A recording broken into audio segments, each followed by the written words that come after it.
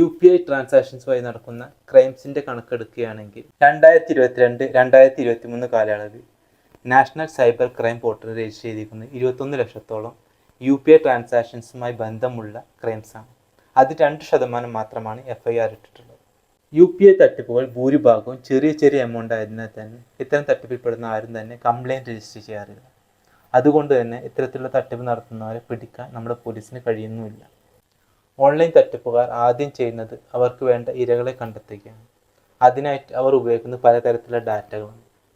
ഉദാഹരണത്തിനായിട്ട് നിങ്ങൾ ബാങ്കിൽ KYC ആയിട്ട് കൊടുക്കുന്ന ഡാറ്റകൾ ബാങ്കിൽ തന്നെ ഏതെങ്കിലുമൊക്കെ സ്റ്റാഫ് വഴി ഇത്തരം തട്ടിപ്പുകാരിലേക്ക് എത്തുന്നുണ്ട്.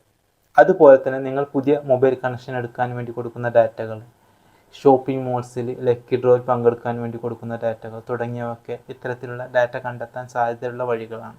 ഇത്തരത്തിൽ നിങ്ങളുടെ ഡാറ്റ ചോരാൻ ധാരാളം വഴികളുണ്ട്. അതിൽ